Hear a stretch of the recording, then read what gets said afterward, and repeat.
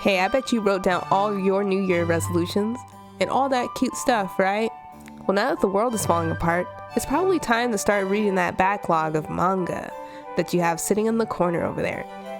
But if you're like me, and you like a tall glass of emotional baggage and suspended anxiety, then maybe you need some really good chicken noodle soup for the soul. You know, just to cleanse your palate. So today, we're gonna get into another manga. Welcome to What I've Been Reading, a corner on YouTube where I make small opinionated reviews on titles I've been reading in the last couple of months. And one of the titles I have for you today is called BL Metamorphosis. Because we're talking about New Year's resolutions, everybody wants to reinvent themselves or do what they've always been wanting to do. This book is about following your passion project, and that's not something that's easily supported by others.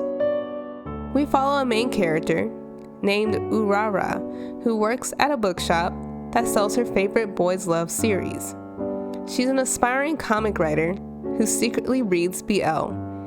Urara is a bit young and a bit clueless and has a hard time honing in on any skills that they want to pursue. Funny enough, Urara meets a friendly old woman named Yuki.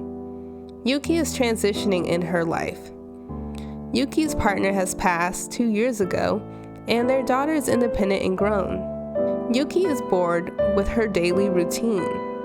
They decide to take a chance on a manga with a pretty cover because they hadn't read manga in ages.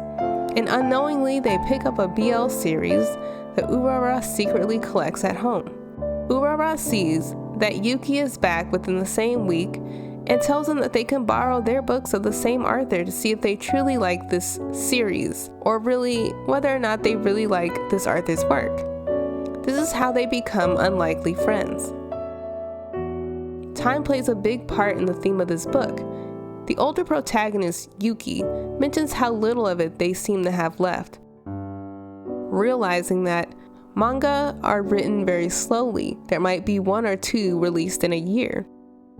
Which means for Yuki, that if they don't live to be 90, maybe they won't finish out some of the series that they've started.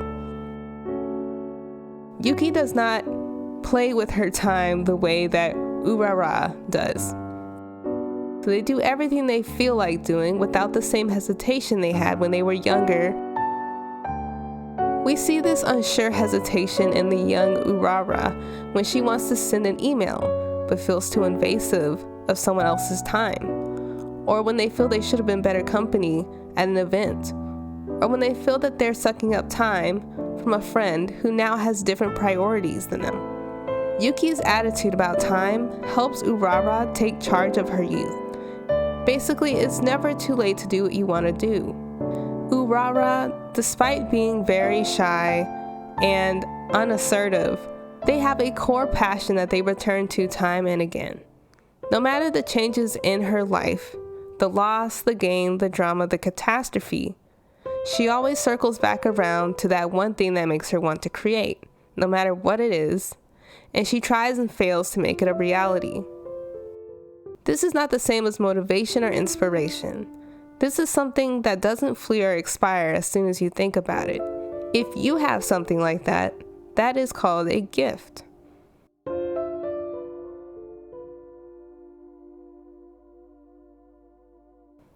I can't go through everything in this book because life's mundanity is very subtle, especially in this novel. Some subject matters within are better experienced blind than me pointing them all out. This is a niche slice of life title that you need to read. And if you're feeling a bit drained from your daily favorites, try mixing it up with something light and thoughtful. What book do you rotate to even you out these days? What is one book on your wish list that you can't wait to read? See you in the next one.